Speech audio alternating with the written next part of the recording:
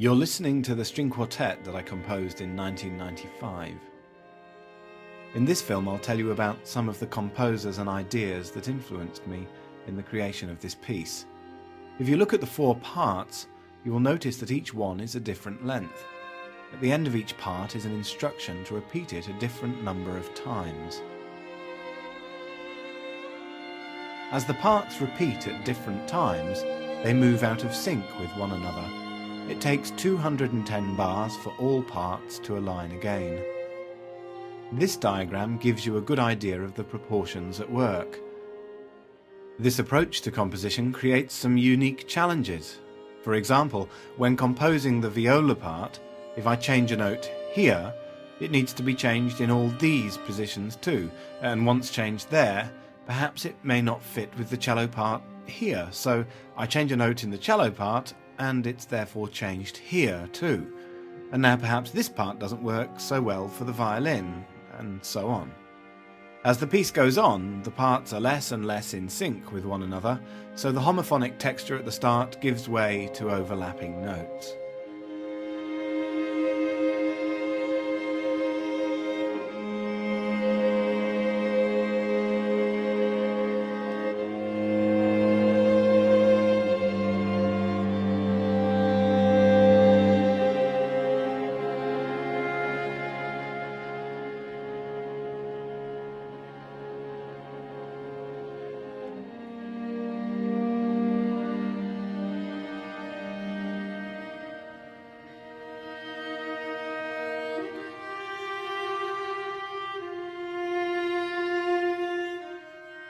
One of the chief influences on my composing into this structure was Steve Reich.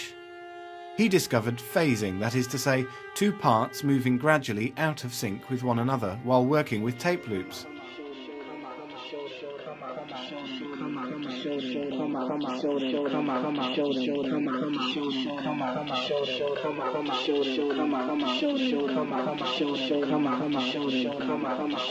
Reich then applied these approaches to notated music.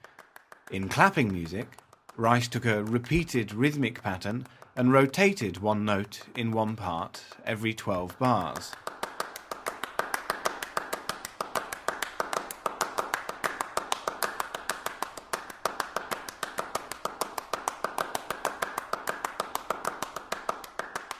In piano phase, Reich put the phasing responsibility in the hands of the performers, asking them to move from one pattern to the next over a set period of time gradually, more like the tape itself.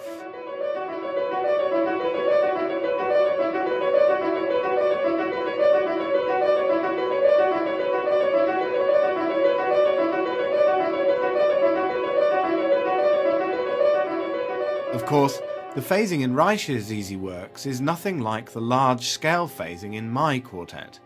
While Reich's phases happen with short, repeated cells, mine happen over a longer period of time. To hear them clearly, you'd need to listen to the quartet many times, while Reich's are immediate.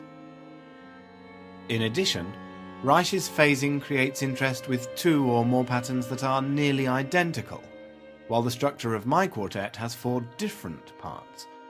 Reich's compositions only influence the structure of the quartet. It's not actually a similar minimalist piece at all. But I had learned from a composer with whose aesthetic I strongly identified, Howard Skempton, that, and I quote, "It's only by putting structure first that you can create something strong enough to survive." In actual fact, I haven't explored this structural device as much as I'd like to yet. A few years before I thought of it, I was lucky enough to perform in a recreation of a 16th century Florentine intermedi in a Christopher Wren church in London. In this work, small ensembles were positioned in galleries above, behind, to the sides and in front of the performers, creating incredible antiphonal effects. When I first thought of these large-scale phasing structures, I imagined them being performed by a whole orchestra in such a setting, not just with parts phasing, but whole instrumental sections. Thinking on such grand scales of time and space was something I'd learned from the study of composers such as John Cage. Morton Feldman, and Lamont Young, who had each written pieces of music or organised sound to be performed over long periods of time. I also discovered those experimental composers through my study and analysis of Skempton's music. Skempton believes in leaving some elements, such as dynamics, expressive techniques, even rhythms of his music open, so that the performer could make decisions about those elements in the moment of performance. Similarly, the String Quartet contains only an initial dynamic, no articulation marks or phrasing, and the instruction, dynamics and phrasing should be added in performance. One could argue that leaving out these elements is an abrogation of part of the composer's work, or that unsympathetic players may not make good decisions during performance, but experimentalists have felt that such an approach brings out the best of performers. Michael Nyman, for example, said the performer should not interpret in a particular way, but should be engaged in the act of interpretation. And Lamont Young said, if we have already determined in advance the frequencies we're going to use, and we allow only certain frequency combinations, certain chords which we have determined harmonious to our ears, then we find that as soon as one or two people have started playing, the choices left are greatly reduced and limited, so that each performer must be extremely responsible. Consider this excerpt from Howard Skempton's Surface Tension.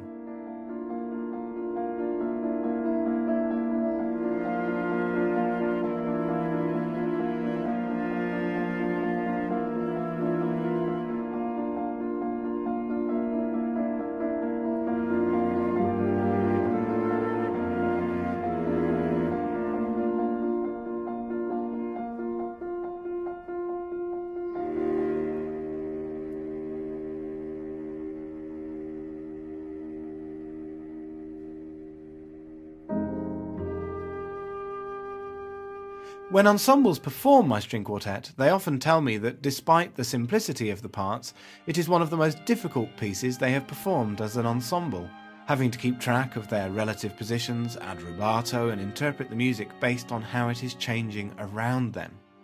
And so the parts of the string quartet move in and out of sync with one another over 12 to 18 minutes, depending on the tempo they choose, to finally meet again only at the end of the piece.